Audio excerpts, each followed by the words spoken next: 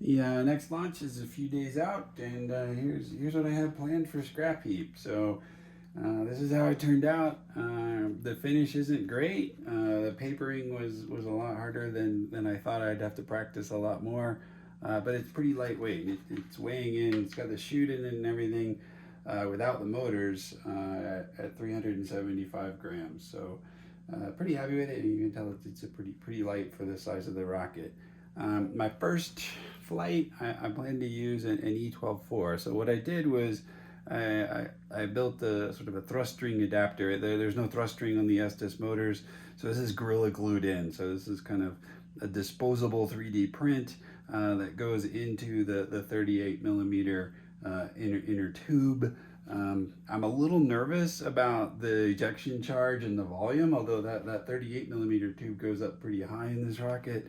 But I said I had another 24 millimeter tube laying around, so I built sort of an adapter. I just kind of crudely cut out some notches. I'm going to tape that in, and that'll at least keep the pressure from having to pressurize that whole volume, and it'll really just pressurize this top part.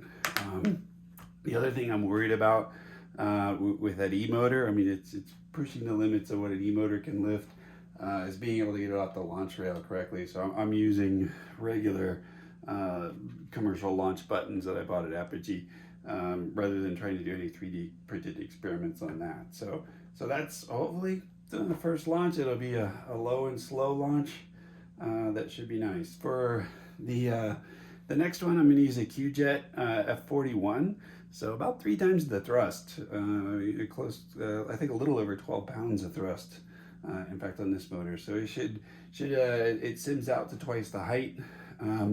And I made this one a little bit different. This does have a thrust ring on it, so I built a similar adapter, but in this case, it doesn't have the actual retainer on it, so it'll fall in here. One of the things I'm worried about with this motor is because it's not a paper case, it's going to get pretty warm, and so I went ahead and made a cardboard tube similarly, but the key difference is in this case that the cardboard is going to separate or be between the motor and the 3D print.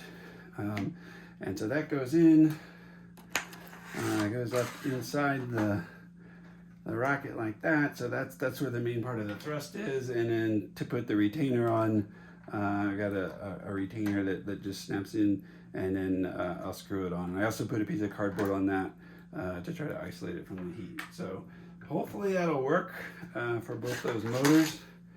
And then on the recovery front, I kind of showed this before. When it comes apart, right, the key thing is going to be try to keep the chute to fall out. So I think that is going to work. These should actually come out completely, and the chute should deploy. The whole idea behind this is to try to get a vehicle that I can run some additional chute release experiments on, etc. And then the final thing, which I forgot when I was doing the initial build, was I want to put an altimeter in it. So I have just the Firefly from Perfect Flight. It's a very small, lightweight altimeter. It's not doing any deployment or anything, but I forgot to put in a mount. So what I did was I built a little kind of bracelet looking thing.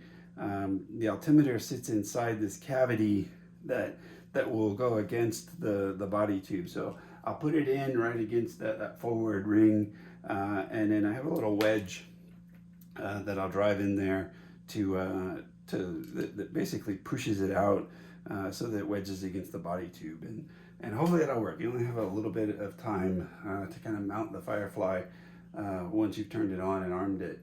But again, it's really recording. It's not doing anything that's launch specific. So hopefully it'll work out, and I'll have some good videos to share in the future.